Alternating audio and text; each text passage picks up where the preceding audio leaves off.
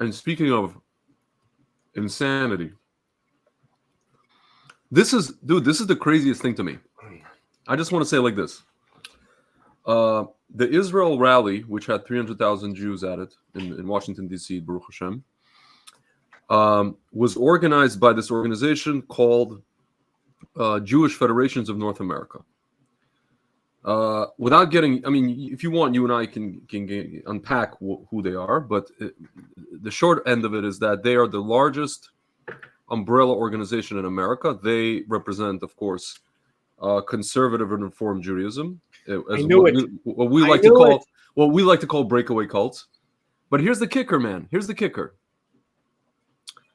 There were a lot of, Orthodox Jews there. The only thing really Jewish that I saw, like really Jewish, was there were morning prayers organized by a few of the synagogues that came, Chabad, different synagogues. I wasn't there because it was super early. They decided to do it, what's called Nates, like the first light prayers. There were Chabad guys putting on, getting guys to put on tefillin, to put on phylacteries. And there was also mincha, daytime prayer. So those are the only Jewish things that you kind of saw there. For some reason, they got all these speakers to come. Most of them were either part of that kind of movement, the Reform Conservative movement, or Democratic politicians who are like, quote unquote, staunch supporters of Israel. Some of them Jewish, some of them not Jewish. Then they got Pastor Hagee from Christians United for Israel. Dude, as far as I know, every time I speak to any Jew who's like a Democrat or a liberal in America, and I speak to them, and you come up to them and you talk to them about evangelicals, they actually have, I'm going to use the word skepticism of evangelicals. They say, yeah, the only reason those guys support Israel is because they all want us all to go back, and so that we, for the Armageddon, so that, Yoshka can come back. So the same people who say that invited the guy to speak. They didn't invite one Orthodox rabbi to speak. Not one. Not a one. Not even one of their rabbis. Not even Rabbi Veronica came to speak. You know who came to speak? What's his name? That guy from the Bronx? Richie Torres, that super pro-Israel guy, the guy who happens to be he's a Democrat, LGBT. Actually, I really didn't know about him at all. I didn't know who he was. He's a very pro-Israel guy. God bless him. He's LGBT. He's Hispanic. He's from the Bronx. He's literally the foil to AOC. What is LGBT? What does that mean? He's gay? He's fruity. He's a gay, yeah. Okay. Whatever. God bless him. But he loves Israel. He's been to Israel 5 times. He loves Israel. He loved I love Israel. I love Israel. He just, on his forehead, you walk around, he goes, I love Israel. You had Chuck Schumer, Senator Chuck Schumer, Shucky Schmucky from New York. And you had the other Senator, Gillibrand. Dude, if I didn't know any better, I would think that this was a political campaign event for the largest Jewish constituency in America, which is New York State, New York City. I mean, it was a rally for Israel, just happened to be a rally for Israel also. But it was a campaign event. I mean, granted, they invited like singers from Israel. These like one guy's Orthodox, Yishai Ribo, and another guy was like Sephardic, like traditional, to sing, to kind of placate the young, little kids, the little yeshiva kids who came there. But I don't know, dude. I felt like I was at every like American schmaltzy, like pickles and brine deli thing, but like a giant version of it. That's what I felt like I was at right now. Folks, and it literally, tuning in for the first time. My name is Ephraim. This is Reverend Farrakhan. It wasn't dude. It's not Farrakhan. It's just it was weak. It felt weak. It felt like I wasn't being represented. So explain to the folks at home, what would it take to represent you? What are you? Well, Jews are. Listen, man, it's interesting. Even Schumer got up there screaming, no ceasefire. We have to destroy Hamas. All the rest of it. The IDF has to destroy Hamas. Him Okay. too? He's going to go? Yeah. Yeah. Okay. Yeah. I don't know. But nobody was talking about taking back Gaza. Nobody was saying anything substantive. The only thing people were saying was that we want our, the hostages back, right? Well, here's the thing, man. The last time this many Jews got together at the National Mall was 1987. It was the Let My People Go movement. For who? For people like myself. It was American Jews rallying for Soviet Jews to let my people go. Back then, you had, American delegations visiting the Soviet Union and negotiating with the Soviet government, right? There was whom to talk to. You're talking to, they're scumbags, but they're scumbags you can talk to, right? At the end of the day, they ended up having this thing called Jackson Vanik, and America ended up giving grain for Jews. It gave there was a grain shortage in the Soviet Union. They gave grain for Jews. That was the deal. Who are you talking to here in this particular case? Ahmed and Mustafa? Ahmed, the dead terrorist? Who are you talking to? People are standing there, let them go, whatever. Let them free, set them free. Let go, save our hostages. Let our hostages go. Who are you talking to? You're talking to an orc.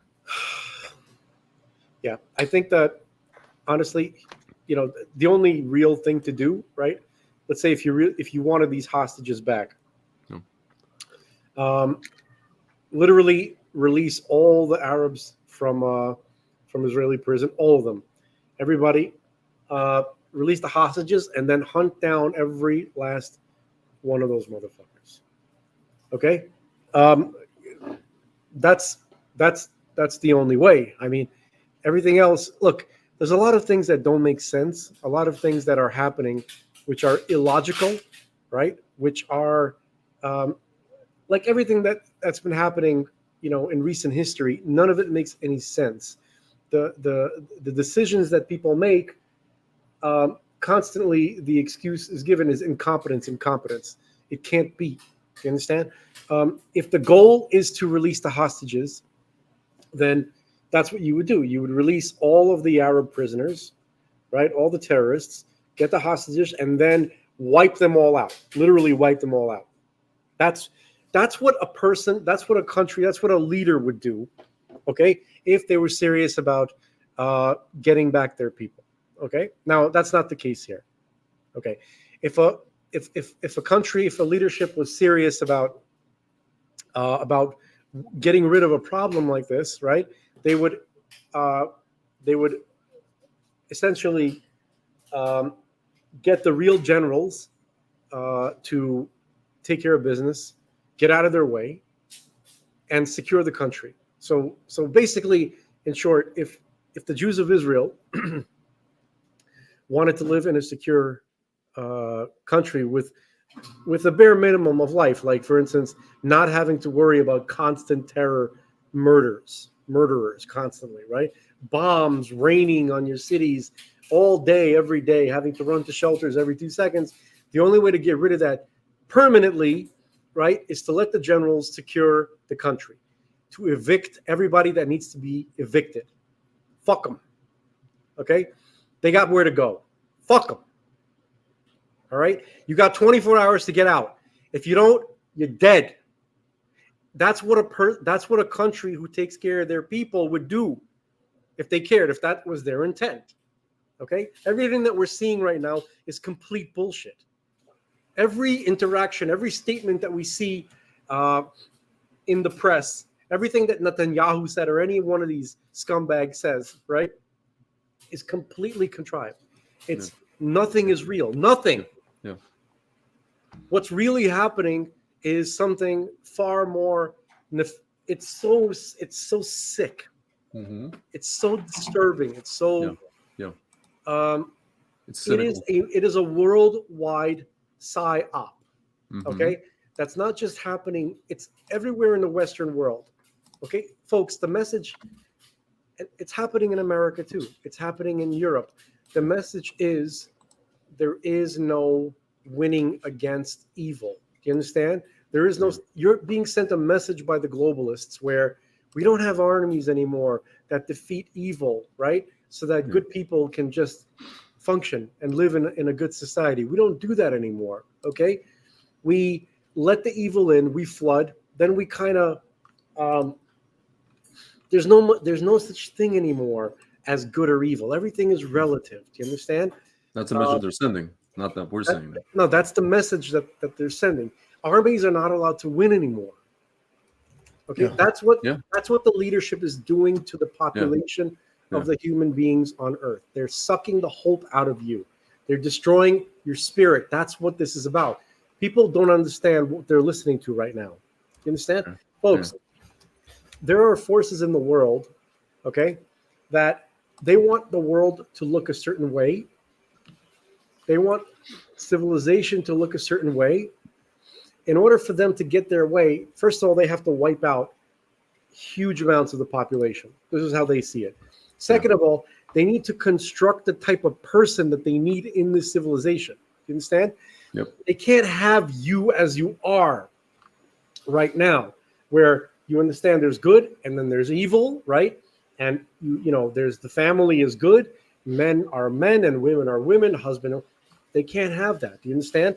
They can't have anything that any kind of value that we consider good or righteous, basic morality. They cannot have that. Okay? They need full control of your spirit, of what you feel is right on the inside. That surety that you understand, you know, that you feel about this is evil and this is good, they need to get that out of you. Do you understand? They don't want people on Earth who have that. They only want people who, you know, who see it their way. They're institutionalizing people to be the kind of citizen that they need them to be. Do you understand? That's what we're seeing. That's the whole purpose of these conflicts, which makes no sense. That they were manufactured by the globalists. How do we know that that's the case? Because the Israeli government pulled Jews out of their homes in 2005 in Gaza, allowed, you know, made a deal with the so-called let's say the State Department to keep getting this wonderful thing called Iron Dome, with the knowledge that there's this orc factory in Gaza sending Iranian paid for or sometimes Iranian made rockets on its own citizens, and that they're going to protect the citizens with this every so often with this Iron Dome, and every so often we're going to have like kidnappings of soldiers and of little, you know, like cadets, like the 3 boys who are going to be soldiers, you know. And the people, it's astounding to me that the Israeli public, not just like leftists in Tel Aviv, but the normal 80% of the Israeli public that are right wing, staunchly right wing, put up with this. They put up with this, but now that you look back at COVID, I guess it all makes sense because they're so, I don't know, like docile. I don't know what the word to use, but they put up with this for 18. They were demoralized for 18 flipping years, to the point where now we got to this massacre. And now, of course, 95% of Israeli society is like, okay, we got to do something. Send in the guys. I don't know, do something. We don't know what we're gonna do, what this is gonna end, how this is gonna end up. We have to do something in the short term. In Israel, the reason why it's like this is because, really worldwide, you know, when it comes to the Jews, the reason why all of this confusion is occurring, and the reason why Jews in Israel can't believe that their supposed government would do this to them, right, is because they don't understand what a Jew is. Jews themselves, the majority of Jews in the world, do not understand what a Jew is, what our place in the world is, what we're supposed to be doing, what our creed is. Do you understand? They can't recognize it. It's like a, you know, it basically, you know, for the folks at home, most it's all nebulous. It's this kind of vague, nebulous thing, even to the remnant of the Jews of today, because folks, the people who understood the Jewish tradition, the Torah, and the wisdom of our sages going back to antiquity, 95% of them were wiped out in World War II. And the remainder, especially in America, was largely completely ignorant Jews who had abandoned the traditions of their forefathers, right? For generations. Sure. They still somehow, felt it was important to stay Jewish, whatever. Not that they know what the hell that means. Okay. Yeah. And that's largely to do with the political movements of Reformed and what they call conservative Judaism. Yeah. These are breakaway cults that preyed on ignorance, on the ignorance of ignorant Jews. Okay, but that was largely more successful in America. In Europe, that was not successful at all, which is why the European Jews needed to be wiped out. Okay, because Reformed Judaism is communism. And conservative Judaism, and it's not politically conservative, it's communism. These are breakaway cults. They're not even religious. Okay? Now, folks, there are, those of you listening here in America, there are plenty of churches in the United States that are not representing your Christian beliefs. Can you guys agree with that in the audience, right? That they're really just political movements at this point, right? Masquerading, right, as religious institutions. Does that sound familiar? Okay, so that's what Reformed and conservative Judaism is to us. So Jews in Israel, for the most part, don't understand how important it is that a Jew recognizes his own creed. Yes, he has to understand what our creed is, and he has to understand that those who go against it are not gonna take care of us. Yeah. The leadership in Israel is against the Jewish creed. I know what that sounds like, but that's the truth, okay? The leadership of Israel has the same creed as the leadership here in the United States. Yeah. Political class, and also the same creed as the political class in Canada, and the same creed as the political class of Western Europe. Okay? You know what's crazier, real quick? What's crazier about Israel is that you have, for example, a guy like Avigdor Lieberman, a politician, Russian-speaking guy like myself. His entire family, his wife, his kids, they all adhere to the so-called Jewish creed. They all keep Shabbat. They're all religious, and he's the guy. Just listen. Let me just get this out. And he's the guy that goes on every campaign, every single one of his political campaigns, and says we are not going to be. The last time he was criticizing, the religious, religious politicians. He said we're not going to be gripped by, messianics, people who are for Messiah. Like, his whole family's Shomer Shabbat. Okay, let me challenge you a little bit, okay? I've heard you say this numerous times, and I've listened to you. I've listened to this. And whatever I find this impossible to believe. Okay. It really sounds like gaslighting horseshit. Not by you. Well, but what part do you find impossible to believe? That his family is actually religious. They are. I know them personally. They are. Something is off. You understand? It can't be. Yeah, no, it's not off. It's called you have people in Russian-speaking families, like we know these kind of people, where the kids was sent to day school and then they're Shomer Shabbat. The wife or the mother decided to be religious, and the father decided not. He decided. I know these people personally. I know the people that work for him here in America. They're friends of my family. This is literally what it is. It's literally what it is. And by the way, he actually, what's even worse in his case, he's not even anti any of this stuff. He's just using it as a political, cynical tool because the people that vote for him are anti this stuff. And I was told this directly by a person who works for him here, who represents him here in America. That is sicker than sick.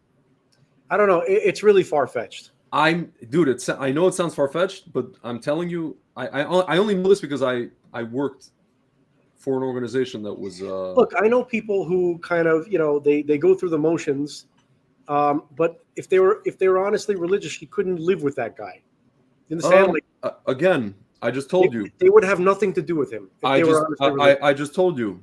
He's not actually against it. He's not fully whatever it is, but he's not actually a person who's. I'm telling you. This is a weird, point. It's very weird. This is a weird point to have a debate on because somebody who is we're talking about a person who's so gnarly. Do you understand? And his hatred and his vitriol against religious Jews in Israel. And I don't even know why, you threw this little candy corn in here. I threw this in because I'm trying to convey the point that because you're Farrakhan, that's why. Dude, can you just not do that? Reverend Farrakhan Supreme. I'm trying to convey the point that unfortunately, there are a lot of Jews who have lost their way. And I'm not talking about the leaders of these people. I'm talking about the people themselves. Listen, yesterday, most of the people that were part of these events, they are members of this, these Jewish federations and all the rest. They pay these membership dues, whatever you want to call them. These are good people, for the most part. Some of them might be a little bit, shall we say, misguided. Our friend brought a Trump flag, Trump 2020, and it's funny actually. We were kind of pleasantly surprised. Out of every 10 people, 8 people were pro or 9 people were pro, and there were 3 guys that came up to him, and I think one guy was ready to throw down. It was just don't do it. He's like, you could have your opinion, but not now, not today. And my friend was just like, what do you mean not now, not today? I don't get it. On top of that, he was like, if Trump was president, this wouldn't have ever happened. That's a different story. But the point is, a lot of people it just seems like a lot of people are misguided. And they don't really know, like you said, they don't really know what is the creed. They don't know that, for example, the Mashiach is part of it. Like you told me before I went to this event, you're like, if I said to you that I was going to, to be with 1 million people or 500,000 people to all scream for Mashiach, you'd be all for it. But we know that that's not going to happen because the majority of Jews in America are they're not in that headspace, unfortunately, because they've been led astray. Listen, if we keep talking about the creed, let me read it quickly. Sure. Trying to get people to know. And folks, we're not Jews. We're not really charged with proselytizing you, to convert you to our religion, even though I recommend it. I do. Okay. But just for informational purposes, because there are so many people that I know who they talk about Jews so much they have no idea what the Jewish creed actually is, and that's including Jews, by the way, in the modern world. Okay, this has only been the case for 75 years.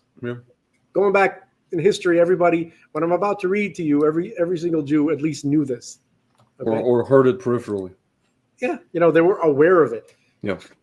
The common, the common American Jew, if you ask them what are the 13 principles of faith, they're like, the what? The principles of what? The how many? The what? They never heard of it. Some of them will say, what are the 13 principles of the flying spaghetti monster? That's what they would answer you. And then I want to talk about the Trump supporters and the Jewish people. So I'll just okay.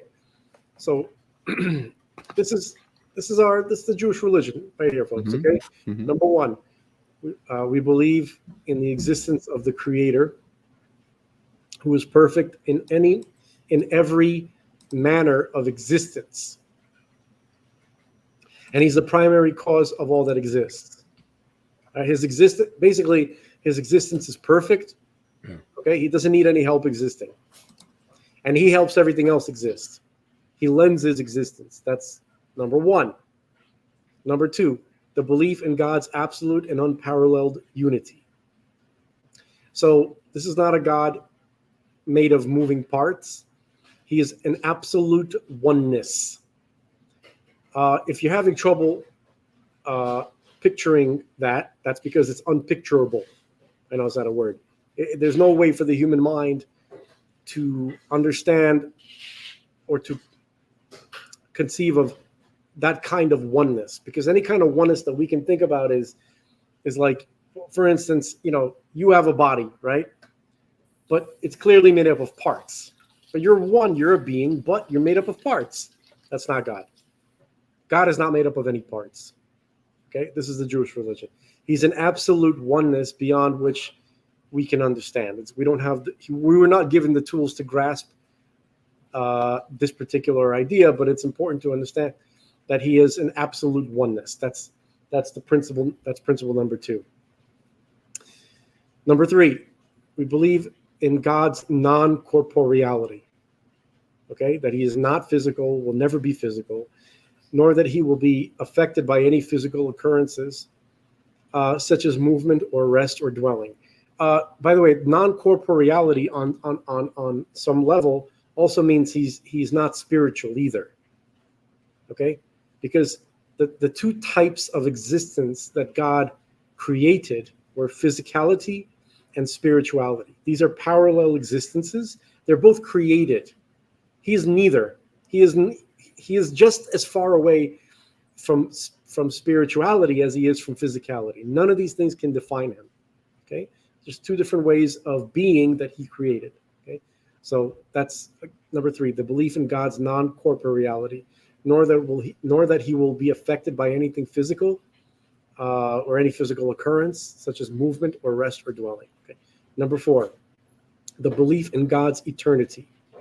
Not only that he will be eternal, but he actually had no beginning either. Right? So that's what it means. God had no beginning and has no end. Okay. Number 5, we believe in the imperative to worship God exclusively and no foreign or false gods. So what does that mean? When we say the imperative to worship God exclusively, it's the God that we just described in 1 through 4.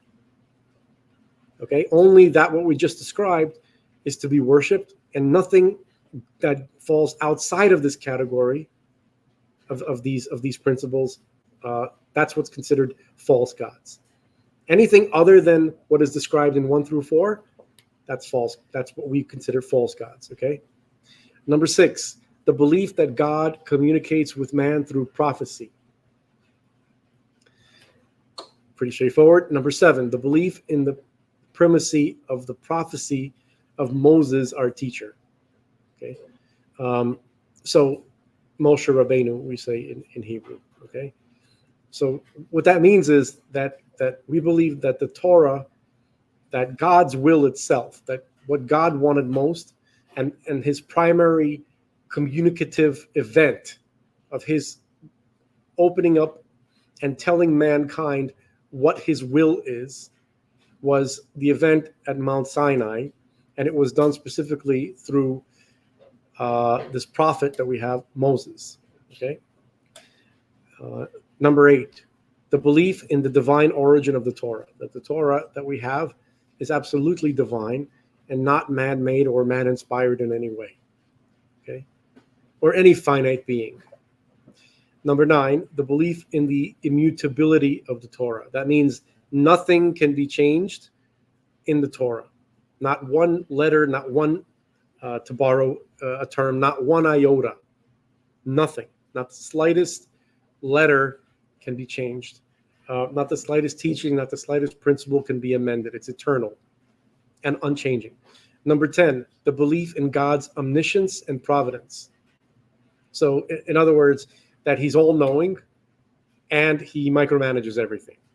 Like everything that happens is entirely being micromanaged by God.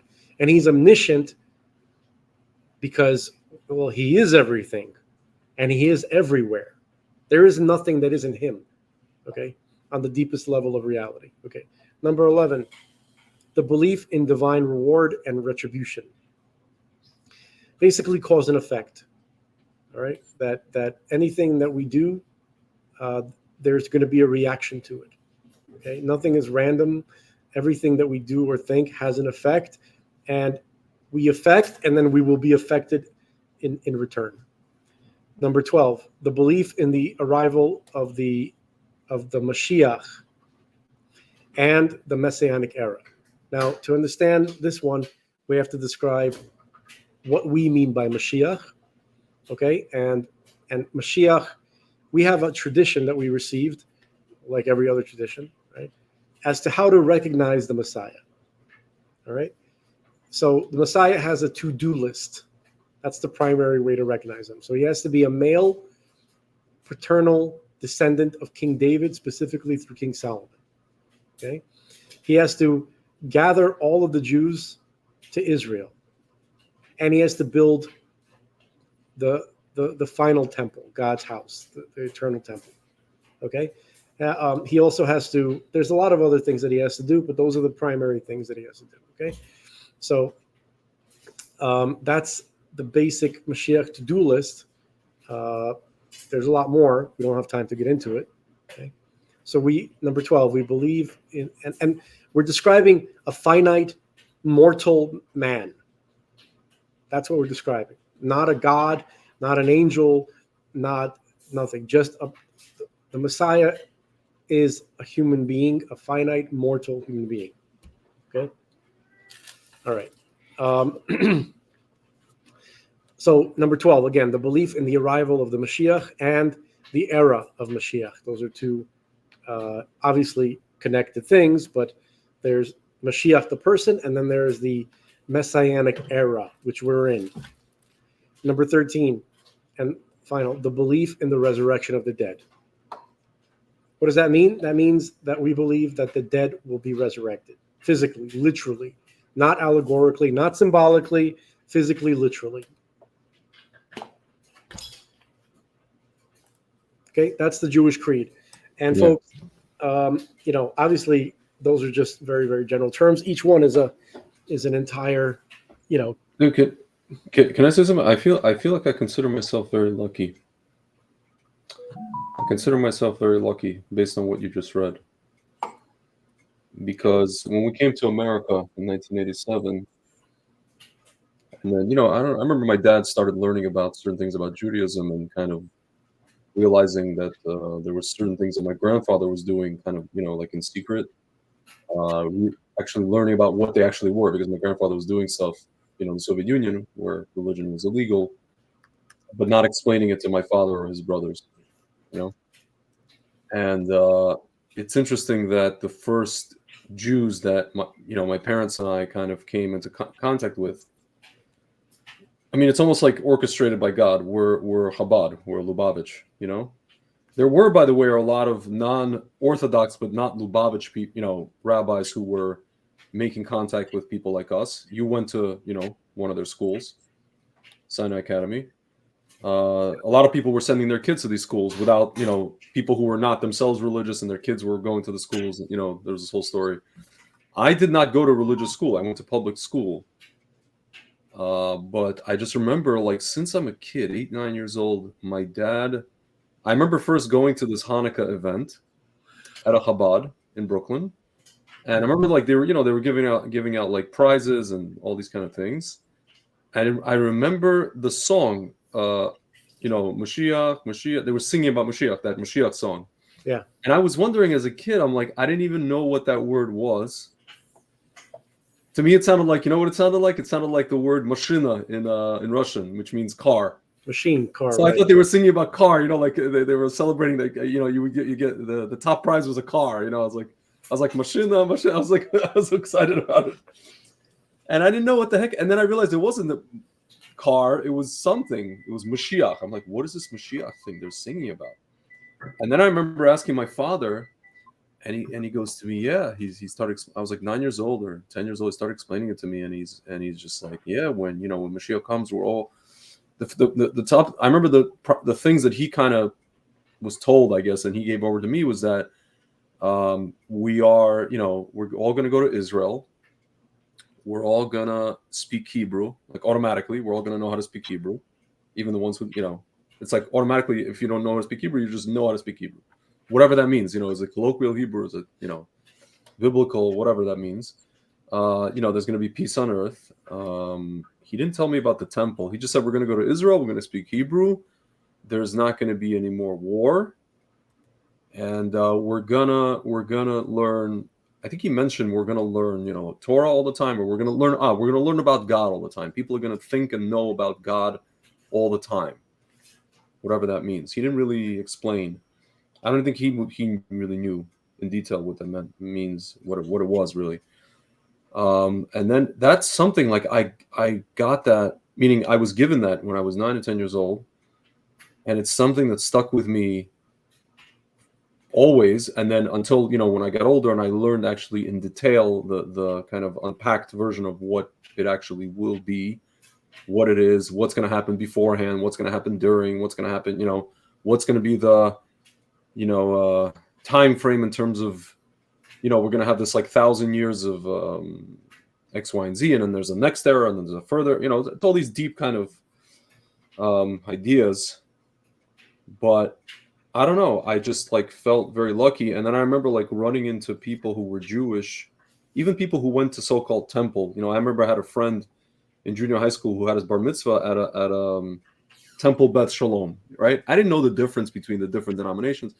Later on, I found out it was a conservative synagogue, and I realized, like, I remember, I think I even mentioned this whole Mashiach thing, and people looking at me like, what are you, like, Orthodox and stuff? You sound like those guys who are like Orthodox. They didn't even say Chabad. They just said Orthodox. Those guys believe in that. Oh, come on, don't be silly. You know that evil's always going to be around. That evil's like a thing, right? What are you, naive? What are you, a child? Like, what are you like this and that? And I'm just like, what do you mean? Like, evil can't stay. Like, I knew, my answer was just like, how could evil stay here forever? You know what I mean? How could we go on like this forever? We can't. Like, I knew this as a kid, 13, 14 years old. I have no literature that I can whip out and explain what that, Greg, we know you're a natural. We know you're no, I'm just maybe naive. I have a childlike. I had a childlike naivete back then. I still have a childlike naivete. Yeah, you still. That's what I was going to say. You're exactly. I'm still a child. I'm basically a child. And I wanted to address something, and it drives me nuts. And you're going to fight me on this, and it drives me nuts. And I still can't get a single person to acknowledge how little it makes sense. Okay. Everybody keeps saying that 70% of Jews or 75% of Jews vote Democrat. And then the moment I say that, usually my response is, "Come on, we all know that. Come on," even from Jews. And the Jews that I'm talking about they vote Republican. Every single Jew who responds like that, he's like, "Oh, come on, we know that. Come on, it's well established." Yeah, it's well established, folks, right? I was curious several years ago as to where did this piece of information come from? Mm-hmm. I was shocked. The reason why I couldn't accept it is because, folks, I knew 3 in my entire life, and all the Jews that I know that I grew up with. I'm from New York. Okay. From every single, obviously I know mostly Russian Jews, but even the American ones that I know. Yeah. Nobody votes Democrat. 3 of them. Here's my question: the American ones, are they Orthodox? No. Okay. The Orthodox, no. I'm not even counting. When I say American Jews, I'm not counting the Orthodox Jews, even though they are American. I'm not. I should have clarified that. I'm talking about secular, regular, Jews. And then you could say to me, "Oh, well, that's just the circles that you roll in, right?" Yeah. That's not my answer to you. My answer to you is that 10 years ago, when I was working in the I guess what you would call the Israel advocacy world, we were asked to do a lot of just commentary and articles about. There was a very, very famous Pew Research Survey about the Jewish community in America that was conducted, 2013. You could go look this up. It's not a perfect survey in the sense that, like you say, there's a lot of people who just identify as Jewish, right? Maybe they're Jewish father, maybe they just. I wanted to describe the survey. I know. So let me just say, I don't know. Meaning, I can't tell you who so to speak, the people are definitively. I can just tell you what the answers were. The answers were there was a lot of questions posed to these people, to people in the survey. The main question was, what is your main kind of identification point of your Jewishness? I'm just paraphrasing. The top answers, that literally the two top answers were, I think it would, the top answer for sure was remembering the Holocaust. So basically remembering a mass death, right? That was literally the top answer. And honestly, that's not surprising. However that manifests itself, whether you remember it because you want to remember your, I don't know, your grandparents, your great grandparents, or you want to remember it so that it doesn't happen again, even though they vote, the people who are doing this are voting, for everything for it to happen again. Meaning the way that they vote at the ballot box precipitates that. One of the main other answers was, I think it was either humor or something to do with humor or food, or something to do with intelligence and or being some kind of version of educated, well read, or I don't know what some kind of derivation of that. So you can conclude, and I think keeping halakha was like way down there. Keeping Torah and Jewish law was way down on the list. Again, whoever answered this, right? I wasn't even on the list. I'm not sure what you're talking about. No. It was one of the no. They gave a percentage of how many people gave those. It wasn't like multiple choice. It was how many people gave those answers, and it was like, I'll pull up the thing for you. Let me just read for you. I'm straight from J Street. This is not J Street. This is the Pew survey. This is more. It's called a Portrait of Jewish Americans. This is not the J Street survey. This is not the BS survey. This is Pew. This is Pew but everybody uses the J Street survey. Not every. I don't, dude. I can tell you that at that time when this came out, people were citing the survey that I'm about to show you, not the J Street survey. I'm telling you because I worked in that field. I'm not trying to argue with you. I'm just saying it, telling you what was every article I read, literally every news, the J Street survey, like everybody. Dude, this was the main survey. What I'm showing you now, a Portrait of Jewish Americans, Pew. This was the main thing 10 years ago. This was the last time anybody, I mean, I don't know. Maybe we're looking into different things. But see, it says, full 93% of Jews in the aging greatest generation identify as Jews based on religion, called Jews by religion in this report. 7% describe themselves as having no religion, Jews of no religion. Okay. By contrast, among Jews in the younger generation of U.S. adults, millennials, okay, this is just like how they identify as in terms of religious. Let me ask you first. How many people do they ask? I'm looking. I'm gonna 1 second. Because the J Street one is 800 people. Yeah. No, this one is okay. So, but this one you have to look at also. It's more than that, but you have to look at because they asked like their denominations. They asked. Just 1 second. I'm trying to get to the bottom of this whole. Because there was a lot of different things here. This was a big survey. It was a very famous and a very, very big survey. See, it says denomination switching. Okay, switching among Jews. So it says Orthodox. How many, are continue to be Orthodox? How many went from Orthodox to conservative? See, it says 48% are still Orthodox, 15% are conservative, 11% Reform. So basically, people went from like this to that. Some people went Orthodox. They have all this. There's different dynamics here, but they have the number one answer. I want to give you the number one answer. Here you go. What does it mean to be Jewish? Okay. Large minorities of U.S. Jews said remembering the Holocaust, 73%. And some of these people give multiple answers. You know what I mean? Here you go. Leading an ethical life, 69%. Whatever the hell that means. I want to tell you something. Before you continue, yeah. None of this data, I'm telling you, maybe I have a mental block. None of it's going to mean anything to me unless I know what the sample size is. So let me know how many people they asked. Let me find it. I'll tell you. It was not. I don't think it was 800 people, because it was a very extensive thing. It was almost like a census, if you will. Just 1 second. About this. Okay. Here we go. Okay. Conducted from February 20th to June 13, 2013.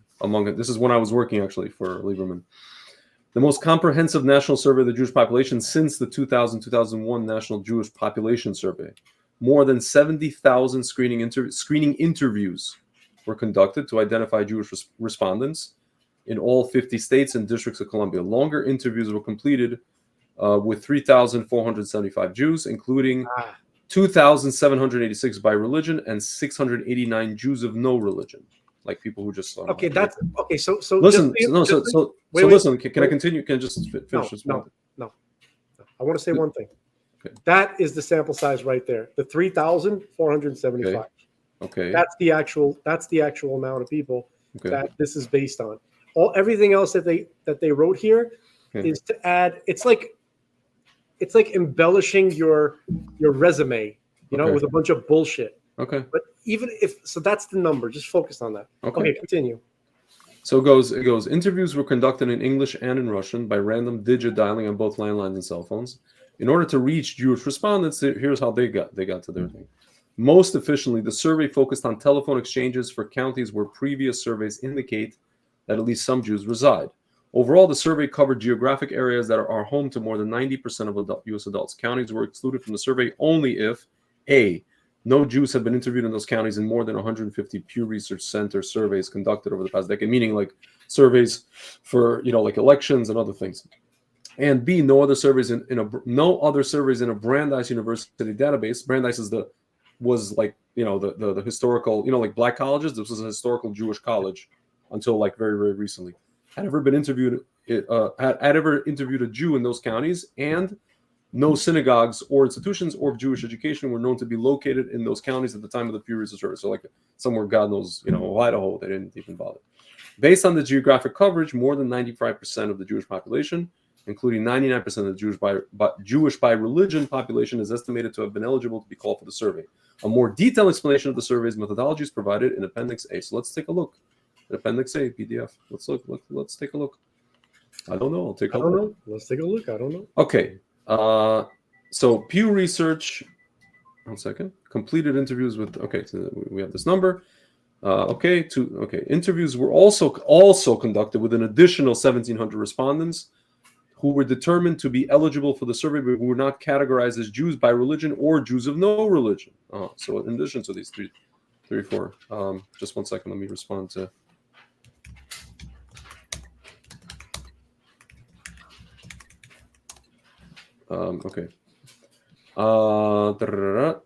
Interviews were conducted by telephone. Okay. Wait, so hold on, just back up. Yeah. So the 1,716 respondents who were determined to be eligible for the survey, but were not additional ones. Right. So that's not Jews, folks. I know. That's That's not even like we don't. No, they weren't determined to be eligible. They could have been. They could have not been. They could have been 800 not. 800 yes. But the 3,475 were Jews. Okay. After taking into account the complex sample design, the margin of error on the 3,475, the Jewish ones completed interviews with Jews, is plus or minus 3% at the level of 95% confidence. The margin of error for Jews by religion, so is 3%, and the margin of error for Jews of no religion is 6.5%. Second. Determining eligibility for the study. One of the first most important decisions made in planning for the study of U.S. Jews was determining who would be eligible to participate in surveys. That is, who is Jewish. There is no single clear answer to this question. This is according to them. Of course, those whose religion is Judaism are widely considered Jewish, but being Jewish is not primarily or even necessarily a matter of religion. Many people consider themselves Jewish by virtue of their ancestry or ethnicity, even if they don't believe and practice Judaism as a religion. As some previous studies have counted, as Jews, people who do not think of themselves as Jewish, if they were raised Jewish or had a Jewish parent.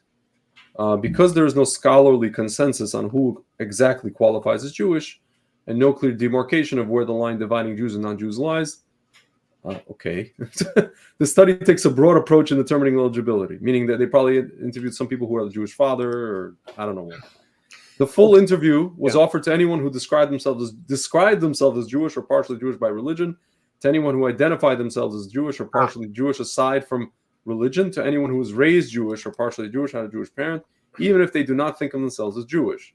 This is a long ass thing. And then it gives them like like instruction. Ask all, blah blah blah. So it gives you like these choices of who identifies as what, all these different things. This is a quite kerfuffled methodology. This is literally. This is something that Kamala. This is literally garbage. This sounds like a Kamala Harris speech. Yeah, that's what this sounds like. Yeah, okay, folks. This is what I discovered. Okay, I don't know why I assumed for most of my life that polls are credible, run by competent people, and that they can be trusted. And they're garbage. Folks, tell me, if you're a Trump supporter, right, and you saw those stupid polls. I don't know why, by the way, he keeps posting these polls. Okay, folks, polls are they're lies. Okay, the polls had Hillary beating Trump. The polls had Biden beating Trump, right? Look at the turnouts for Trump and his rallies. His rallies are the real polls. Do you understand? You want to see something real? See something with your own eyes? Okay, look, if you believe polls, and I'm not separating myself from you. I was like you. You have been, there's something wrong. Your consciousness is dented. Mine was too. Like, it's not so easy to snap out of it. It's not so easy to snap out of believing bullshit. Our entire lives have been, we've just been brainwashed to just believe certain things that they don't deserve our trust. Polls are one of them. Okay? If you didn't, a lot of people came to this realization during Trump's campaign when he started running, and then for the second election. Okay, so I was curious. I became curious. I was like, how the hell did they? Because at some point I was like, look, every single Jew that I speak to. Well, I'm from New York, so 95% of Jews, Russian Jews, from my background, right? Yeah, vote Republican because they're conservative. Again, a lot of them are low information. They think that Republicans are really conservative, like most Republican voters do. Yeah. But the point is that they want a conservative. They're voting conservative, right? Yeah, they're voting for the people who say that they're going to do conservative shit. They're voting with the intention to vote conservatives in, even if even though they're not. Yeah. Right? They're voting for they're voting. At least they want. They're voting for Ben Franklin, and they're getting McCarthy. Okay. Yeah, they're getting. All right. Ben, Uncle Ben's rice. That's what they're getting. Yeah. Not even. Not even. If only. Okay, so that's there's probably 1,400,000 Russian Jews in America. And remember, folks, as we say. Remember, folks, there's there's tops 5.5 million Jews in America total. Yeah. 1.25 million, 1,400,000, almost 1.5 million are Russian Jews. 95% of them vote Republican. Okay, then you have the Sephardic Jews. Yeah. The Jews from Central Asia and the Jews from the Arab countries. I lived in a neighborhood. Syrian Jews, Persian Jews, Moroccan Jews. The Syrian Jews is a very big community in New York and Jersey. They're all Trump voters. Okay, they're all Trump voters. I never met one, not even one, who would even consider voting Democrat. Unless it's a rebellious child of one of theirs or something. He's like the Nebuch. He's the Nebusha one. He's the one. He's the weirdo. Yeah. Same thing with the Russians, by the way. Yeah. Anybody who votes Democrats. My parents are racist. Yeah, that's why they vote for Trump. My parents. And they hear some kid. There's one kid, and then the parents are all talking. Or I feel bad. Yeah. My mom says for his mother. Это ужас. I'm gonna say it in Russian, then I'm gonna translate. She's like, она не может с ним, они уже не разговаривают на эти темы. Они and then I asked her why don't they talk to the daughter? Они боятся ее потерять. Basically, they don't talk about these topics. They're afraid to lose their kids. They don't bring up politics. And you always tell them, if you don't take a risk of losing your kid, you will lose your kid. You're going to lose them either way. So you might as well try to lose them or take a risk of losing them by at least trying to give them information when they're younger so that they don't go down the path of, tearing down flyers of hostages, of Poles, we see some of them do. Okay, and so all the other parents are like, oh my God, what this person they treat this like this person like somebody. You have to like a charity case, like poor so and so with their kids, who went to Columbia University and became a lefty or whatever. But this is a rare. The point is that's rare. Do you understand? Like that's indicative of something that's like contrarian, right? So it's not the majority. Most of the kids, they learn the lessons from their parents and their grandparents about communism, and they know how to recognize Marxists and communists, the Democrats, right? So they're not going to go for that. And the Syrian Jews, there's hundreds of thousands. I don't know. I'm not going to say 1 million, but it's approaching 1 million, I would say, in America. Yeah. It's a very big community, very big. Okay. So that's already a pretty significant chunk of the American Jewish population, right? Then there's the Persian Jews. There's significantly less, hundreds of thousands. Okay. Yeah. Now, the rest of the Jews that we're talking about are, the classic American Jews. Okay. Yeah. So, one second. Okay. The ones who have been here, let's say, since the early 1900s or late 1800s, say like that. Okay. Yeah. So, and I know many of these people too. Okay. Oh, I'm sorry. Excuse me. We forgot to mention the Orthodox Jews, the Orthodox Jewish community. Yeah, even though there's an overlap with the Syrian and Syrian can be part of that. Not all, but now I'm talking about specifically what's called the Haredi. But you see, the Syrian Jews, they are Orthodox, but normally they're not recognized as such because of the way they dress. Yeah. So they're not normally included in in that whole thing. You'll see the ladies on Ocean Parkway. They're keeping Shabbat, but No. Whatever. No, the ladies. No, the Syrian ladies are keeping with Jewish law and how they're dressed for the most part. Even the ones who are wearing pants. That's the custom of their. Some of them were. I inquired about this with Rebbeim about whether or not they're following halacha. They are. Yeah. I mean, obviously, the ones who with cleavage, they're out to lunch. That's not part of the community. You know what I'm saying? Yeah. I'm talking about the normal one.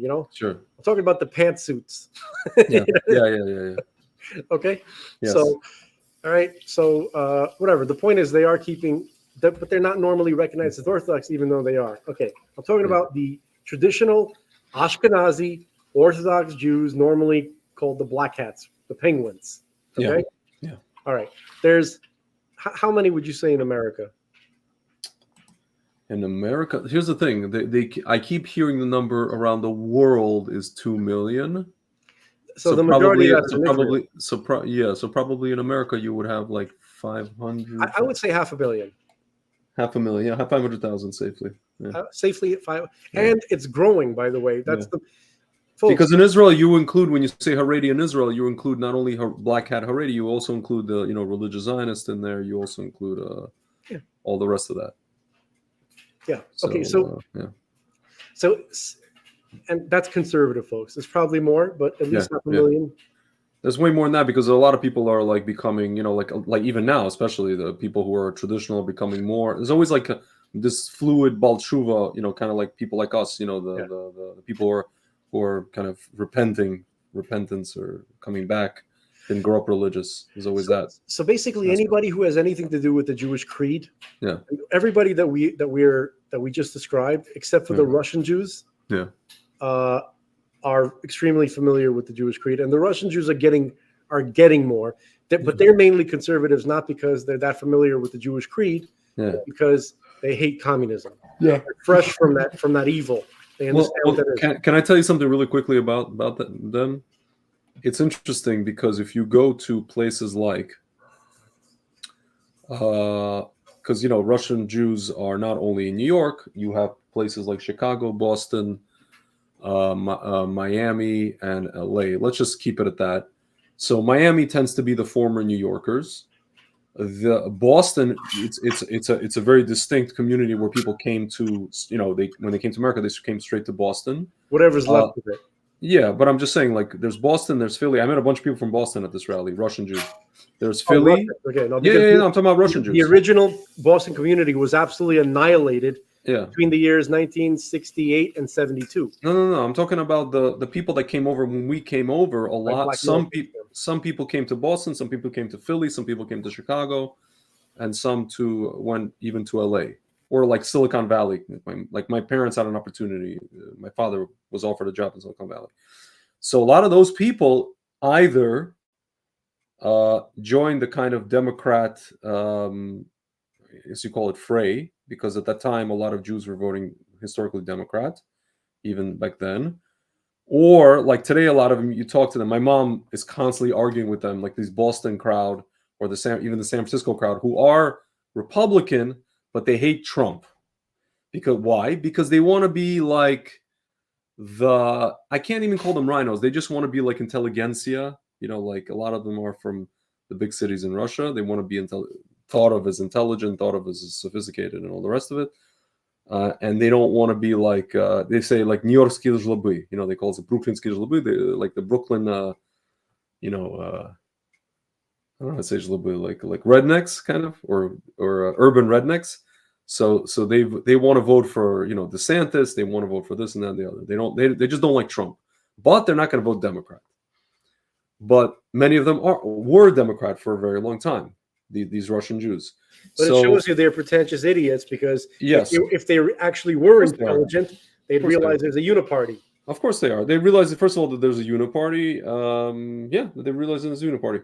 But what I was saying actually to our friend Curtis yesterday, he was asking me about I was telling him about Russian Jews, I was just saying how it was weird for guys like us, where we grew up in New York, like you said, we are around either Orthodox Jews or people, let's say if they're secular, they tend to be on the conservative politically side from New York.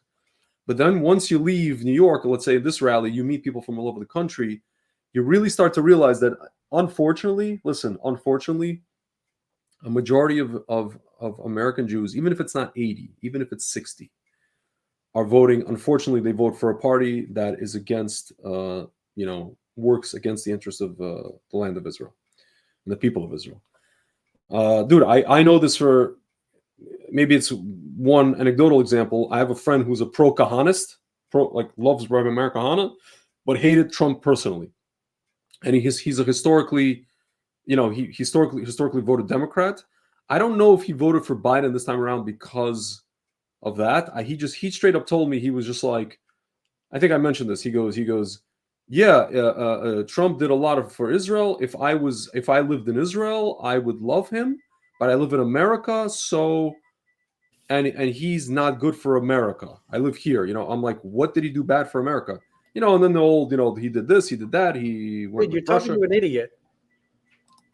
I'm talking to a person who's confused. You're talking to an idiot. You're talking to a person who, if you can't explain, look, anybody who you're talking to, and they say, I like this, okay, so you like this. No, he started giving me reasons. Wait, I'm just saying. The Russiagate thing and all the rest of it, all the BS. But again, we know that it's BS. We know that crap is BS. So basically, he's just regurgitating talking points. Like, you can tell when a person has no idea what they're talking about. That's what I call an idiot. Yeah. That's my definition of an idiot. And you bring up examples of a lot of idiots that you talk to. Well, dude, the thing is, there's so many people who just, unfortunately, they consume, even people in the Orthodox community, like with regards to the vax, they consume, mainstream, what our friend calls the mockingbird media. The craziest part is that they believed, again, we were saying this forever, they believe the same media that lies to them about everything under the sun, the politically conservative Jews, that lies to them about Israel through their teeth, they believed about the vaccine. Like, once liars, always liars. So it's just like... So the vaccine, we'll get back to that at a different time. You can't really compare the vaccine issue and the reasons why they made the decision. Okay. To other things like what we're talking about, because the vaccine, that was not just pushed by the media, but by their own communal leaders and their doctors. For sure. That already. So that. But the question is, where did their leaders get this from? I know, but we're talking about like the majority, the masses, right? Yeah. So that question, the more I think about what happened with the COVID vaccine and how people were tricked all over the world, Yeah. the less I blame them for. Yeah. No, I It don't was blame really just. But I don't want to get into that. I just wanted to. By the way, I'm not gonna. We talked about doing shtick, going back to shtick. Anytime you talk about Jewy stuff, forget about shtick from me, brother. That ain't happening because I don't have any more sense of humor about that. So if you want to do shtick, Well, listen, man. We for better or worse, we just had the largest gathering of Jews probably literally since Mount Sinai. Really, this was larger than the one in 1987. This was somebody actually Chabad, Meaningful Life, Chabad. They posted a meme. 300,000 IDF guys are fighting in Israel. 300,000 people showed up in DC, and so that's 600,000. So 600,000 Jews, stood at Mount Sinai to receive the Torah. It's cute. It's a good thing to say. I'll let it go. It wasn't. It was 2.5 million. No, I know 2.5, but I mean, the 600,000 are the ones. There was a number. There was a 600,000 fighting age. Yeah. The 600,000 number is called the root souls. Yeah. That's a very mystical concept. So yeah, that's why we say a blessing when we see 600,000 Jews in one place. We say a blessing. It's a blessed your God who knows all secrets. It's interesting that this is what we say. Right. So okay. So maybe we can discuss that at some future point. Just a strictly Torah discussion about the 600,000 root souls of Israel. So, just getting back, so there's probably more than 500,000 Ashkenazi Penguin Orthodox Jews. Yeah. The black and the white, right? The black hats with the white shirts and so on and so forth. Speaking of shtick, every time I hear somebody say penguin, I think of when my Yemenite business partner, who was Shomer Shabbat, would say, he would tell me, like sometimes let's go. No, not that. No, not different Yemenite. No, he had a normal voice. No, I would sometimes, because we would work from his house in Rishon LeZion, and sometimes I would get to his house before he got home, and then nothing funky happened, just his wife happened to be home with the kids, and he just goes to me, can you wait for me to come home? But then he goes to me, but Greg, you understand, we are not penguins, but I want to follow some sort of rules. But we're not. But he just says, but Greg, we are not penguins. We're not penguins. I want to play the clip from Blues Brothers. It's hilarious when they're like, "Let's go see the penguin." Yeah. The nun. We'll play that after soon. Okay. soon. Yeah. So basically, over 500,000 Jewish penguins. Okay, Yeah. The Orthodox religious Jews. That's me, folks. I'm one of the penguins. My brother, Dr. Zelenko, was one of the penguins. Okay. Yeah. So basically, 99% vote Republican, conservative. 99%, the highest voting conservative voting bloc for president. Yeah. President. Mm-hmm. They're not. Some of them are going to vote for local Democrats. Yeah. Because there are in New York State, there are very few viable Republican candidates anyway. With the exception of my acquaintance from this organization that I was part of, her name is Ina Vernikov. Did she get out of jail? She got. Yeah, that was like super quick. That was it. It was they did this to make an example. She's a gangster. She's gangster. Yeah. She was brandishing a firearm. Yeah, and she's allowed to. She just couldn't do it. Like she couldn't do what she was doing, or technically not allowed. She was open carrying. She was open carrying, but she's a councilwoman. She's one of 5 or I don't know 6 or 7 Republicans in the entire New York City Council. And folks, when I say gangster, people, that's the vernacular. Yes. The youthful vernacular where I'm from. Yeah. Of cool, somebody cool. Yeah, she's not an actual. She's actually one of the few politicians who's not a gangster. Actually, she's if anything, she's a divorce lawyer. In reality, one of the few non-gangsters. Right. Yeah, she's a lawyer. She's pro Second Amendment, New York. Second Amendment. Okay? Yeah. Okay. So with the exception of hers, it's not many Republicans. So in conclusion, 1,400,000 Russian Jews, I would say 98% Republican voters. Okay, there's like 2% weirdos. Okay, then you have the Syrian community, Jews, 100%. They vote 100% for Trump. Okay. Yeah. And then you have the Orthodox Jewish community in America, the Penguins, of which I'm, right? 99% voting Republican. That's already more than half of the population of the Jewish population of the United States. That's over half already. Okay. Yeah. So then you have the American Jews, right? The regular American Jews. Yeah. I would say, out of my personal experience, maximum half of them are Democrats. That's me personally. You could call that anecdotal, but that's the only thing that I trust personally is my own experience. Yeah. Because when I found out how they conduct polls, let me read you the J Street. Yeah. No, J Street is that's the last poll. Not much different. It's not. It boils down to what you described, except with a smaller group of people. Okay, so your group of people, 3,000, whatever, 3,500, something like that. Okay, this one was 800. It's not a nickel's worth of difference. It's such a tiny whatever. Let me read this baloney. Okay, methodology. This is the J Street poll, folks. If you Google 75% of Jews voted for Democrats, right? If you just put that in Google, in the Google machine, you're going to get a whole bunch of articles that are quoting the J Street poll that I'm about to read you, not the Pew one that you were talking about from 2013. This is a more recent one, okay? But it's equally as ridiculous. You might as well call it the Erevrov poll, or the Soros poll, or something. It's like the last. Yes. Methodology for the J Street poll. The surveys of Jews who voted in 2022 election provides a comprehensive look with a large sample, 800 people, to assess political beliefs and values of Jewish voters. Unlike, let me just, okay. They asked like Rabbi Veronica and her extended family. Not even. That was the.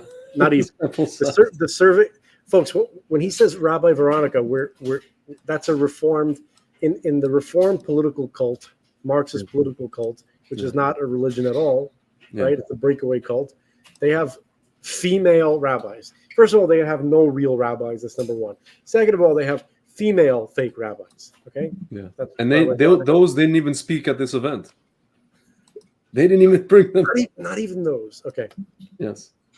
The sample was drawn from a national voter file consisting of all registered voters in the United States, respondents with a likelihood of being Jewish based on their, listen to this, on their name or geography. I'm going to repeat that. Respondents with the likelihood of being Jewish. Yeah, this is even worse than the Pew poll. The Pew poll at least have some sort of methodology to figure out if a person was Jewish. This is just like no, but if you really let's call the deli.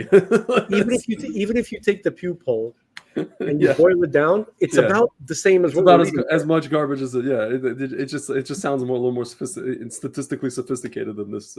They just added a whole bunch of. I'll tell you, that's like they called the deli. Hey, Mister, are you Jewish? Okay, shut up, get out. It's like the Jackie Mason. My fault. So again, respondents with a likelihood of being Jewish based on their name or geography. I'm telling you, it's not just the name, by geography, folks. That means if you're from the Upper West Side, that's good enough. Chances are, okay. It's like Larry. Okay, and the music came on. It's like, are you Jewish? And you hear like, boop, boop, boop, boop. So listen. I got a better one. There's a comedian, DC Benny. I'll tell you in a second. Okay. So respondents with a likelihood of being Jewish based on their name or geography were contacted by text, and then took the survey on their phone or computer. At the beginning of the survey, respondents were asked whether they consider themselves Jewish. Using the same question wording as the Pew poll. GBAO, whatever the hell that is, designed the questionnaire for this national survey of American Jews. Some Soros voted. Company. The survey was conducted, blah, blah, blah. 800 self-identified. Yeah, it's Jewish. Like self-identify as a woman. Yes, exactly. Kind of thank you. Folks, this is some horseshit. Folks, look, the Jews are a nationality and an ethnicity. Yes. Okay, not a religion. not a religion. Judaism is not a religion. It's not a religion. It's a culture. It's our national culture. National Okay. spiritual culture. Yes. Right. Okay. The Jews are an ethnicity, a nation with our language and a culture and with a creed. It's well known even to Jews who were the most ignorant of all Jews about Judaism were Soviet Jews who were literally not forbidden to learn anything Jewish. Yeah, it was illegal.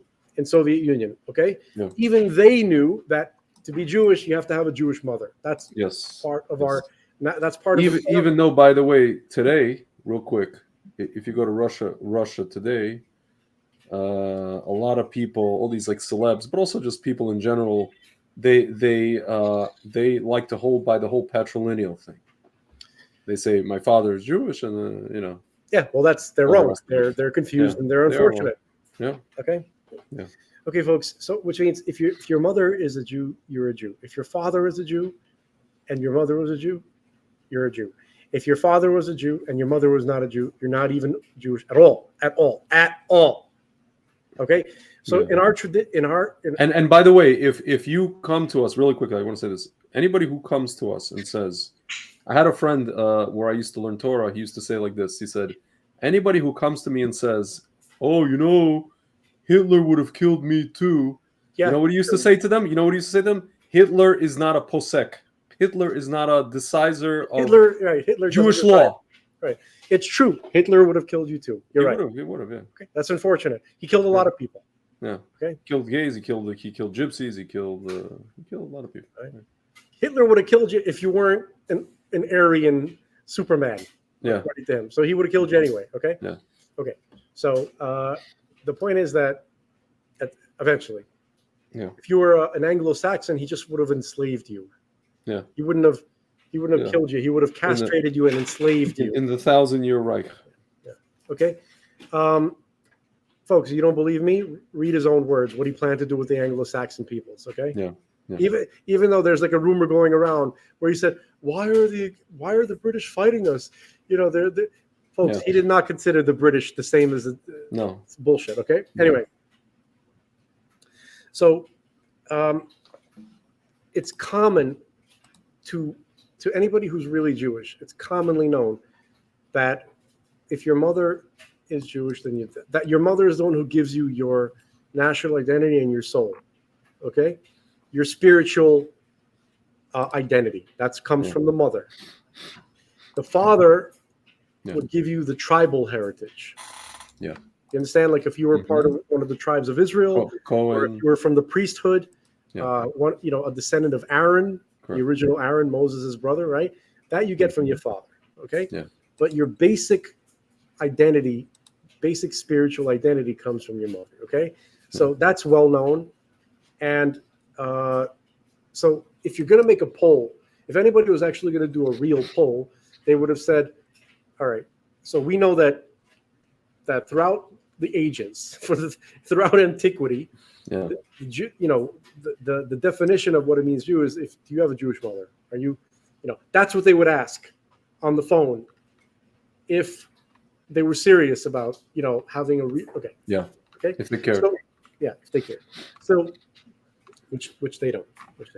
Okay. So basically what they did was they called the Upper West Side. Yeah. Listen to this. I'm telling you, this is what they did. Yeah. They called the Upper West Side of Manhattan. Yeah. They called Sherman Oaks, California. Sorry, they maybe Beverly Hills. Where they filmed like E.T. or something like that. Yeah, they Beverly Hills. They phoned Hollywood and Upper West Side. Yeah. Okay. Macadamia Lifshitz and Tiffany Schwartz and Crucifix Finkelstein. Right. So they call like. I got that from Jackie Mason. That's a Jackie Mason line, by the way. Yeah. Crucifix Finkelstein. Right. Macadamia Schwartz. Crucifix Finkelstein. What a Jewish name. He's like, these Jewish girls are getting names. Tiffany Schwartz. Macadamia Lifshitz. Piper. Yeah. Crucifix Finkelstein. Hey, Anglo-Saxons. Let me ask you a question. What's going on with the first names that are the same as last names? Like Tucker Carlson. Yeah, that's Tucker. like two last names. Yeah, isn't Tucker. it? Piper. Isn't that a last name? Why do you name your daughters Piper? They started doing this in the last maybe 20 years. Before they had John, Michael, all these like kind of like New Tony, Testament Vin, names. Frankie, real Yeah, names. Anthony, Vincent, Frank, whatever. And then they started Angela, with the Tucker and the Caroline, and the Carter and the Piper. Tucker What and the hell's Piper? yeah. God damn. Anyway, so moving on. Yeah. Yeah. So they called a couple of people in geography, folks. Where do you, when you think, listen, if you want it to be as stereotypical as possible, right? When you're thinking a Jewish geography, you're going to call the Upper West Side. You're going to call not even Beverly Hills. You're going to maybe Hollywood. I don't know. Yeah. You know what I mean? Like, there's a couple of places. You're not going to call. First of all, they're not going to call Borough Park Brooklyn. Okay, because the people there speak Yiddish. Yeah. Those are the Penguins, like from where I'm from, like that I'm a part of. Yeah. And they're not very, they don't like to talk to people on the phone too much, especially if they say a bunch of stuff that they don't understand right away. Yeah. Right? They realize this has nothing to do with my life. Yeah. This is probably a telemarketer. Yeah. Okay. So they're not going to get through to most Orthodox Jews. Yeah. They're not even, in my view, Here would be the answer over the phone if you call a guy in Williamsburg. Hi. We're calling from the Pew Survey. Who's? Click. Click. Well, like what? What? Click. We're calling. Who's we? What's Pew? What survey? Yeah. Click. Pew. Shabbos. Yeah. Click. They have no idea. They're not even gonna. It's just not even. Yeah. It's not in their purview. It's not even a thing. Okay. So the same thing with Russians. Oh, yeah. What is this? Right. There's very little. You know what I mean? So first of all, and that's most people, I would think. By the way, in the world, are not going to respond to these idiots. They get a weird text message from the what, from the who, the Pew, the what street, Avenue J. I don't live on Avenue J. Okay, people are going to avoid this crap. Yeah. Okay. So you got to think about the psychology of people who are going to even participate in a poll. Yeah. Do you folks? Let me ask you a question. You listening out there in the audience. The same people who wear masks in their car. Do any of you know anybody that participated in a poll? And not one of those polls that quickly, like on Facebook, where you click one button and then it takes you to a page where they're trying to like find the person who wears a mask in the car. That's a person who would participate in that poll. Yeah. There's overlap there. I guarantee you. Yeah. When you call customer service, folks, where it says, "Would you like to participate in a short survey?" If you say no. Folks, most people say no, okay? You got to wonder about the people that say yes. You really got to wonder about them. Yeah. Okay? So that's number one. Folks, and also number two, you have so many people now in America who I literally heard Farrakhan in a speech say, "We're all Jews." Yeah. He said that. Black Hebrew Israelites. Yeah. He was basically trying to nullify. He goes, "Come on, the Jews don't really exist." So he goes, "We're all really." Or it's a sign of when Mashiach comes, everybody's going to be. Yeah. That's not what he's talking about. Yeah. Okay, so that's. Well, if he's Bilam, maybe he is. No, well, Bilam wasn't a Jew. I know. Okay, so but maybe Kim Iverson is. Yeah. Not a Jew. Bilam. I know. The evil. Kim Iverson is Bilam. Yeah. The evil wizard from the book of Numbers. Man, dude, I'm telling you, these so-called right wingers on Twitter, folks, whoever's watching this, they're not right wingers. Some of y'all friends on Twitter, these so-called anti-vax people on Twitter. Oh man, even what's her face, Candace Owens. She's having a war with Ben Shapiro right now. Not that I'm such a fan of Ben Shapiro. There's something that I was going to say I need to understand, but I realized I don't need to. Yeah, exactly. It's a minor curiosity I have. Yeah. About what, Candace Owens? The hell is Candace Owens and why should I give a damn? I don't even want the answer to that. I keep hearing a name. There's a person who said she works for Daily Wire. She's a conservative. She was supposedly where? I don't care. She was supposedly against the vaccine. I feel like the Hasidic liberal guy who's getting a phone call about the survey. I'm like, what? Yeah. I don't know. Yeah, I'm not interested. I don't care. Candace Owens, I keep hearing a name. So Ben Shapiro was basically either trying to fire her or trying to force her to quit. I barely care about Ben Shapiro. Why should I? He talks too fast for me. My headache. Yeah. I get a headache from the Yeah, guy. he's like a Jewish Micro Machines guy, at best. No, that He's guy like- was amazing. I love that guy. I love the Micro Machine, man. Folks, there was a commercial in the 80s. Can I play it for the folks? He's Now? a- Is that okay? Soon. First, we're gonna play a series of clips. Let's play Blues Brothers Penguins. But in the Sister second, Mary Stigmata. In a That was her second- name. look, I'm calling a timer. I need Okay. 120 seconds to finish my point. You can Okay, start the Larry. timer. Okay. Okay. My point is, folks, everything is a lie that comes from the TV box with the moving pictures. Okay.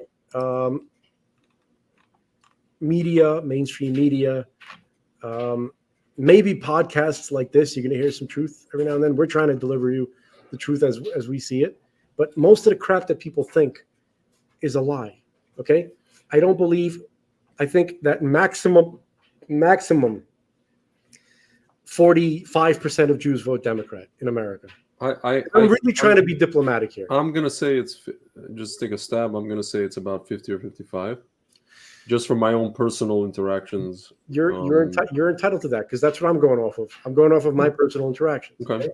This 75% figure makes zero. No, I don't think it's 75, but I do think it's a little bit. I think it's a little bit more. Only listen, if you come to. They also call. You know who else they call?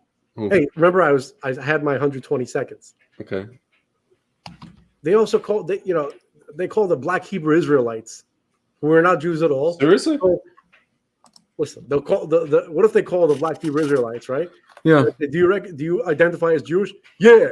Yeah, MFA. Yeah. What right? you want? What you We're want? the only ones, right? Yeah, we're the only real one. What you want? All right. Yeah, we're religious, and this is a 25% religious. There you go. Yeah. Okay. So that's how ridiculous. Also, they will call Christians. Yeah. Okay. Who call themselves Messianic Jews. Yeah. Jews for you. Who are not Jews at all. At all. At all. They are Christians. Yeah. Okay. It doesn't matter if their pastors are called rabbis. Yeah. This is just pure manufacture. It's manufactured. Okay. So there are a lot of people who, if you use that as a rule, who identify as Jewish. What are you talking about? Are you out of your mind? Okay, so they were not serious about this poll. Okay, and they called God knows who, and even if they did speak to somebody who was Jewish, they probably, they called Irving, Finkel, Jehovahwit, Hebeberg, from the Upper West Side, who was It's like reminds me of the stand-up guy. I was a Hollywood producer. He's Larry stand-up. David. No, the stand-up guy. He was like, at least my name is not Jew Kikeberg. No, that was Jim Norton. One of those guys. Hebe Kikeberg. Yeah, I'm like, oh my god. I saw him in Comedy Cellar. He said that. I was like, He's funny. He's funny. And then I like when he makes fun of the women in the audience who are like offended. He's like, oh my god. He's like, oh my god. He makes that face like, oh my god, I can't believe he said that. Oh my god. Comedy's dead. Real comedy's dead. I miss comedy. Yeah. So anyway, there's a whole thing of onions that just fell over. The cat was on my lap, and the onions fell, and she literally, whatever. I feel like I'm the only person whose cat is not a lap cat. Oh, God. LAP cat. You know who's a lap dog? Who? Biden. You know who he's a lap dog to? The Chinese premier. Yes. We're not going to talk about that. No. I need to talk about things that don't aggravate me. I need some. All right, can we watch the I got to get some relief from the aggravation. Let's watch the. My point is, ladies. this By the way, wait a minute. Here's my final point. Okay. Dude, I asked for 2 minutes. You didn't give. I'm waiting. I'm not going to play it. No, you keep interrupting me. Well, we're waiting. Okay. The people who, most of the Jews don't have what's, supposedly recognizable Jewish names, by the way. Mm-hmm. Okay. My last name is Zelenko. Yeah. You think the idiot who's calling people, right? Some college girl, right? Does she know Zelenko is a Jewish name? Yeah, it sounds Ukrainian if anything. It sounds Ukrainian, but most Zelenkos are Jews, by the way. Yeah, that's true. Okay. So how about the Sephardic Jews? Yeah. They have Spanish names. Or the Syrians, Hindi, Dwek, Gindi. Right. Not Gindi, That's going Dwek. to sound Arabic to these people. You think they can discern that? Yeah. Even the Orthodox Jewish, they have names which are still very kind of like Eastern European sounding. Yeah. Right. They sound Polish. Bernstein, Feinstein. No, that's the kind of stuff that I'm telling you. The people who are making these phone calls, I know. they're going to recognize Bernstein and Feinstein and stuff like that. But that's about it. Those are German Jewish names. Yeah, they're not calling people with the last name Sefania or Sadaka. Yeah, I'm just reading like some Syrian Jewish last names. Okay, so they're calling an old Democrat, from New York. They're calling Woody Allen. Yeah, that's who they're calling. Okay, but they're not calling Jewish people, folks. These polls are bullshit. They are bullshit. Yeah, it's a lie. Okay. What's difficult for me to think about is the children. Yeah, are still in. It's crazy. Some lady gave birth in there. Hear about that? Can't even. Some guy. That's one of the Iranian IRGC. He says, when I said Iran has hostages it can eliminate, I meant Israel U.S. bases. Oh, okay. He wasn't talking about hostages. But dude, it's crazy. These people are like in. When I'm talking about the need for supernatural intervention, we're talking about this.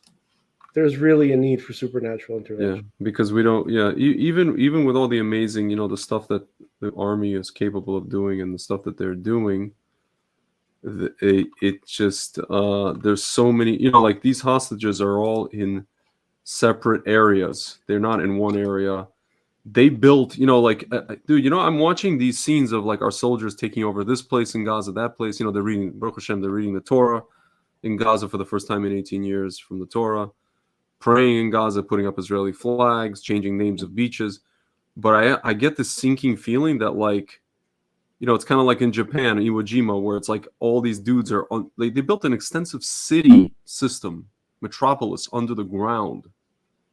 Like they have a whole other Gaza under the flipping ground, multiple cities. So I get the feeling that like even if there's not an overwhelming force of these guys, meaning we have way more soldiers than they do and more sophisticated and whatever it is, but like I feel like this is kind of a premature, obviously, celebration in terms of just the military aspect of it. There's no celebration. No, meaning premature kind of like we're looking at these scenes of like all the stuff taking over land and all the rest of it. Listen, even irrespective of the hostages, a lot of people have been saying, and I think we all should say this because the more of us say it, like on social media, on wherever we could say it, the more it becomes reality. I think people should just come to Gaza, whoever knows how to build stuff, like houses, and just go there and just do what we did with Judea and Samaria, put facts on the ground. And by the way, they're not going to do, the government will not, no matter how much they'd like to, they're not going to do with Gaza like we did in Judea and Samaria, where they, dismantle, like somebody builds like a house somewhere out on the hill, and they dismantle it, and the guy has to build it again and build it like cat and mouse. They're not going to do that. Somebody's going to build, and it's going to stay. It's going to stick. No one's, not even the Supreme Court is going to have enough balls to touch it. And most of the people, even leftists in Israel, are going to agree with us coming back to that damn place. Listen, what you're talking about is only going to happen in two circumstances. Yeah. Either the Jews of Israel eliminate their entire political class, okay? Yeah. Or Mashiach. Those are the only two scenarios. Otherwise, you're going to be very, very, very disappointed. For sure, but I think that we should start building anyway, just to show God that, the people who are going to do it, just to show, again, just like I said, this rally, it's mostly for God. 300,000 Jews, no matter how you slice it, no matter how corny or horrible or stupid or pointless or, I don't know, whatever, reform, conservative, 300,000 Jews getting together in one place, and then there's like dudes putting tefillin on people, and there's people like me and a few other guys, pockets here and there, praying afternoon prayer. That's, God sees that all. It's not nothing. It's more than, and it's more than we think. It's really more than we think. People got up, dude. Can I say something? That like they say 300,000 people came to this thing. You know that they were expecting 1 million. Do you know what happened? We received reports of buses all over the country being canceled. Yeah. Some people who had buses canceled on them couldn't make it at all. They had to wait for hours, and then they realized they can't go anywhere. Some people had like private jets that were paid for by such and such organization that had the money. There was mass sabotage. Dude, it was horrible sabotage. We should have had 1 million people there. 1 million, and it would have been, and most of the people that got canceled down, guess who they were? You mentioned it. Orthodox Jews. Or definitely not for Jewish federations in North America. So, dude, it honestly, what should have been is what we were expecting it to be, which was kind of like this mix of like, two worlds colliding and this, the secular Jew meeting the, so to speak, the real Jew, in America, and it was sabotaged. Like, again, there's people like showed up at there was one lady that called our friend Curtis. She said in Manhattan, she's like, I showed up an hour before the bus was supposed to leave. She showed up at 4:00 in the morning. Yeah. Which before light came out. And then they emailed them. Luckily she was like awake. They emailed them at 5 a.m. They're like, oh, we have the bus is delayed. It's coming at such time. And then basically the bus never came. And then she's like, luckily a few people had, the carpools. They were just a bunch of people packed into cars and just went down there like 6 a.m. So it was like the diehards, but a lot of people just never made it. And it was like all over the country. Cleveland, cancellation. Philly, here, there, everywhere. Cancellations after cancellation. It should have been at least 500,000 people. That's a conservative estimate. Yeah, folks, there's only like 2 of these cases reported in the news. Yeah. There were hundreds of them. Hundreds of them. I hear anecdotally just like already 10 cases. Just from like Fairlawn here, just from Manhattan, Cleveland, Detroit, whatever. I mean, listen, whatever was accomplished was significant. I'll tell you that. We need supernatural intervention. Yeah. We need it pronto. Yeah. And the most powerful speech I heard, unfortunately, was from a lady whose family is down there. Whose family are what's it called? It's hostages. And she said she was the only person that said anything of any kind of significance and reality. I just want to say that this feels the horror of this situation, especially for the living hostages, right? Yeah. This feels like as bad as the loss of my brother. Yeah. And the loss of my uncle. Yeah. And it's like look, the show is called Truth Fanatics, we tell the truth about what we think is true and how we actually feel. Yeah. And this is in terms of like loving God, in terms of knowing that God is real and he's in charge and he's everything, that's not an issue of faith for me. That's I know that.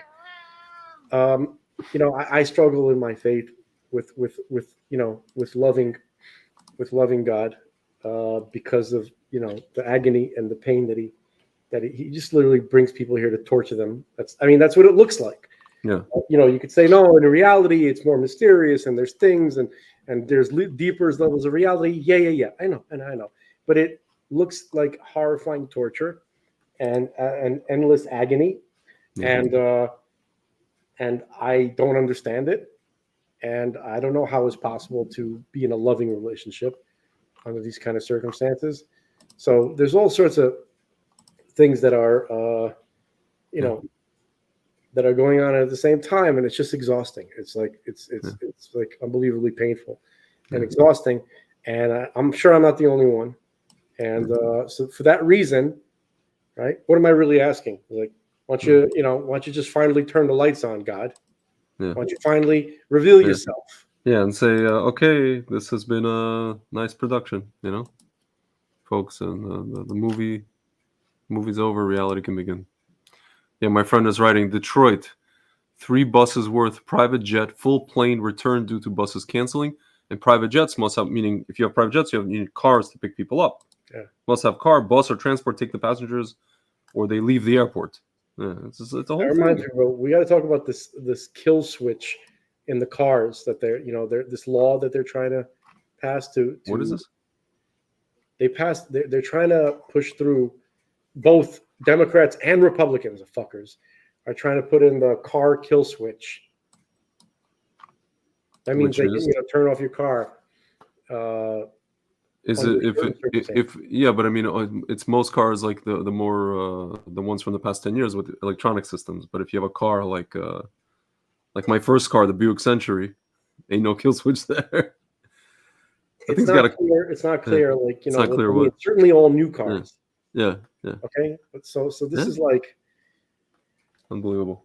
there's so many reasons why. What if they don't like you? You're saying if they don't like you on social media, something you said? That's the reality of it. That's What they're basically saying it. is, that if it senses that you're drunk or something like that, or there's some kind of It's belligerent. saving you from yourself. Yeah, it's Uh-huh. it's a kill switch for a social credit score. Yeah. Folks, Well, we're in a lot of trouble. You better pray. You got to understand that the need for and pray for supernatural intervention, and basically Mashiach. not in a year, but in a week, in a couple of days. Okay, so well, can we end on a light note? No. If we're no. okay, I mean this has to do with what you just said. It's connected. All right. Okay, but it's not light. It's Torah. It's light. It's hopeful. I don't know about light, but All right. so basically it says somebody found text in it says Rabbi Chaim Kanievsky, this is the rabbi we spoke about who passed away recently, says that it's brought, meaning it's said by the Tur. The Tur is like a commentator on the Torah, in the name of Rav Hai Gaon, which is like a person from the Middle Ages. 1,200 years ago. Yeah. That the war of Gog and Magog, which Christian people watching us know exactly what this is, will be on Sukkot, and will need 7 months to bury the dead and purify the land, so that the Korban Pesach, the Paschal offering, can be brought in purity. Usually, there are 6 months between Sukkot and Pesach, but if you hold that the year the Messiah arrives will be a leap year, actually this year is a leap year, then it in fact is 7 months, which is in line with what the Tur said, that we'll need 7 months to purify. This year is a leap year, so basically, they're kind of suggesting that Passover could be something. Who knows, man? Maybe this is a prequel. I don't know.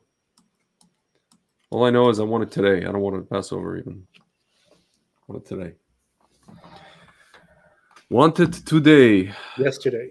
Man, but I was thinking, I was watching a video by Lubavitch Rebbe, and he was saying that, the Messiah is imminent, and imminent meaning 30 years. Like he said this, 1990 or something like that. 30 years or 33 years for Hashem, for God, is not a long time. So when you're saying imminent from 1990 to 2023, it's not a long time in reality. Meaning it could have happened then, it should have happened then, but it's still not that long of a time. It just seems like that to us, to wait. We're within the 45-year period that's spoken of in the book of Daniel, and a lot of other things too. Okay, so we can talk about that. We can play Rabbi Weisberg's interview that you had. I mean, it's very long. It's like an hour and a half. We can play it. We can maybe you can make a clip out of it. Selection of that, or we can summarize Yeah. what he was explaining. So yeah, it's interesting. It's very interesting.